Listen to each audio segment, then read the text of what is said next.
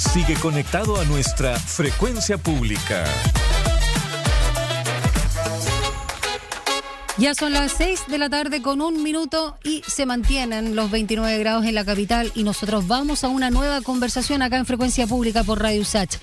Mira, te cuento, durante la mañana de ayer, martes, el presidente Boric presentó 2 proyectos de ley que se enmarcan en la idea de impulsar las inversiones, mejorar la calidad de vida de las familias y también cuidar el medio ambiente, convirtiéndose además en los primeros proyectos de ley del Gabinete Pro Crecimiento y Empleo.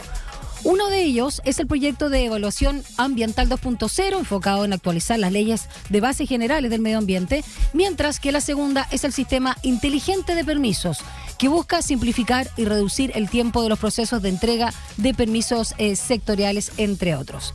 Bueno, y del detalle vamos a conversar con el subsecretario del Medio Ambiente, Maximiliano Proaño Ugalde, que se encuentra en contacto con nosotros y además es uno de los principales gestores de estas propuestas de reforma. ¿Cómo está, subsecretario? Muchas gracias por acompañarnos en Radio USACH. Hola, Daniela. Buenas tardes. Un gusto poder conversar contigo y sobre estas muy buenas noticias para nuestro gobierno y para el país. Eso, partamos en términos generales abordando ambos proyectos, luego profundizamos en cada uno. ¿Por qué son buenas noticias? Son buenas noticias. Hay un diagnóstico bastante transversal entre distintos actores en nuestra sociedad sobre la necesidad de avanzar hacia la eficiencia y también disminución de los tiempos y plazos que requieren las inversiones en nuestro país actualmente. Esto, por cierto, tiene múltiples razones respecto a la extensión de estos plazos. Por un lado, hay permisos sectoriales que no son ambientales, que es el proyecto de ley que presenta el Ministerio de Economía.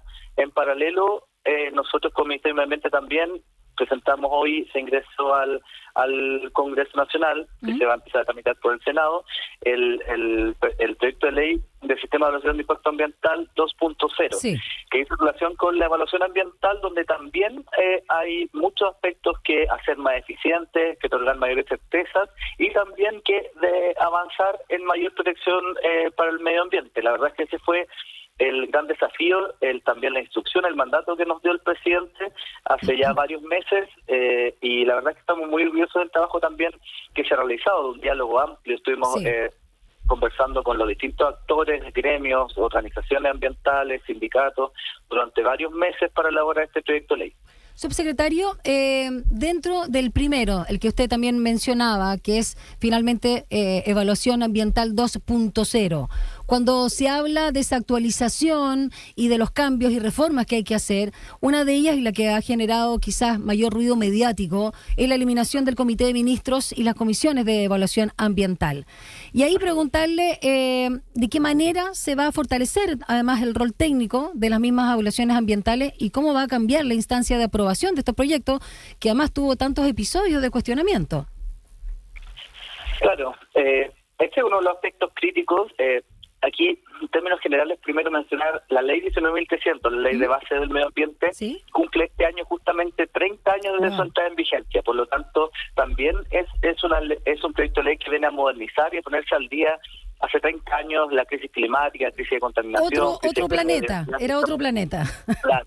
Entonces también hay un primer, digamos, una primera necesidad que es actualizar y modernizar nuestra regulación ambiental y fortalecerla. Por cierto, el tema de los tiempos, del excesivos tiempos de tramitación y plazos en los permisos también era un aspecto crítico. Sí.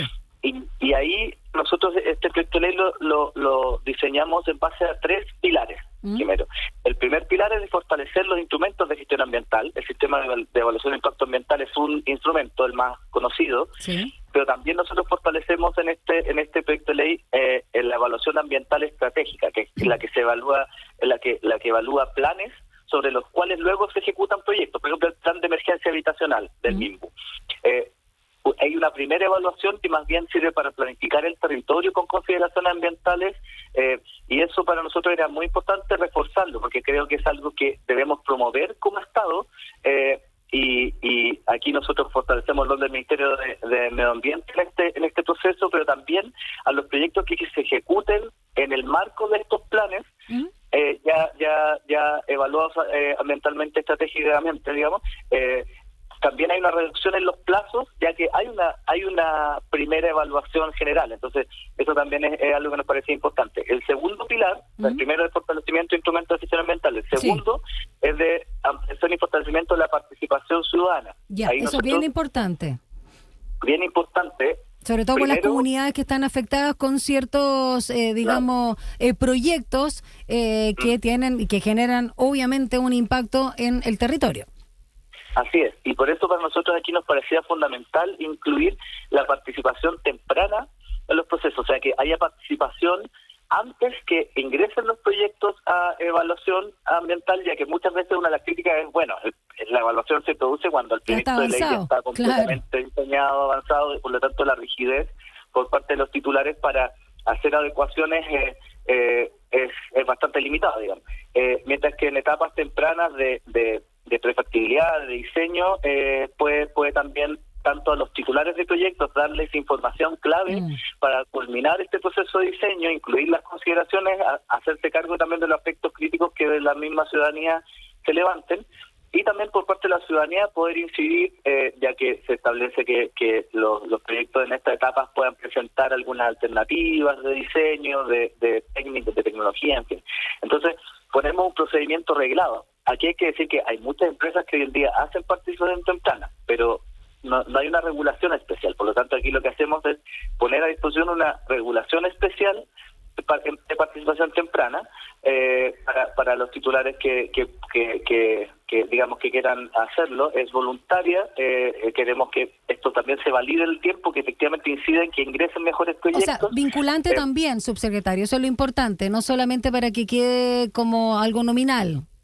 Claro, porque aquí la vinculabilidad más bien se da en cuanto a que las empresas los titulares de proyectos están obligados a presentar alternativas, no un proyecto ya terminado, sino que la ciudadanía, digamos, se manifiesta sobre y opina sobre un proyecto que está en etapa de diseño. Entonces, eso nos parecía bien importante.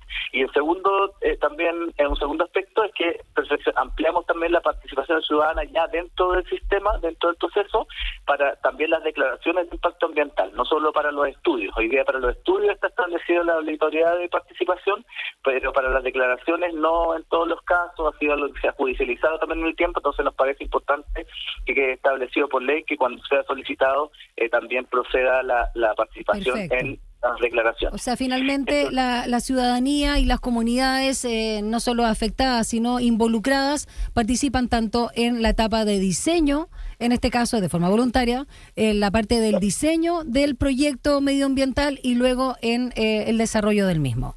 Claro, así perfecto. Es. Claro, también se amplía ahí en los casos en que hay participación dentro del proceso. Y el tercer pilar en el cual, digamos, se diseña este proyecto es el de otorgar certezas y predictibilidad a todos los actores, involucrados, por cierto que a los titulares de proyectos, al sector privado, pero también a las comunidades. O sea, aquí se habla y se tiende a hablar de la importancia de las certezas y efectivamente, o sea, todos tomamos decisiones y las certezas nos permiten tomar mejores decisiones con mayor información. Por lo tanto, creemos que es algo que se requería perfeccionar en el sistema y también en cuanto a hacer más eficiente el proceso y los tiempos del proceso. Nuestra reforma, más que en plazos propiamente tal, está enfocada en hacerlo lo más eficiente y por lo tanto disminuir el tiempo total. En algunos aspectos sí nos hacemos cargo de disminuir plazos, pero la verdad es que identificamos que si diseñábamos una reforma enfocada solo en disminuir plazos en las distintas etapas, podía tener un efecto perverso, ya que al disminuir plazos podíamos disminuir la calidad de la evaluación propiamente tal, y por lo tanto terminar aumentándolo por otro lado, en la judicialización de los proyectos, por la, digamos, deficiencia en la evaluación o por la mayor cantidad de observaciones también que podrían emanar. Para finalizar esta parte relacionada con el proyecto de evaluación ambiental 2.0, que nos está compartiendo el subsecretario justamente de esta cartera, Maximiliano Proaño Ugalde, que nos acompaña esta tarde en Frecuencia Pública, quiero preguntarle acerca de una situación que lamentablemente no está tan exclusiva, que es uno de los casos que ha tenido también mayor repercusión, en este caso el de Andes Iron, ¿no? Y dentro del cual hace una semana fue revocado el permiso ambiental del proyecto Dominga, luego de lo resuelto por el Comité de Ministros, y acá en la resolución de calificación ambiental de 2021, el proyecto de esta empresa había sido aprobado. Entonces, uno como ciudadana y ciudadano se pregunta, subsecretario, ¿será posible evitar este tipo de situaciones que parecen al menos poco serias con la propuesta presentada hoy?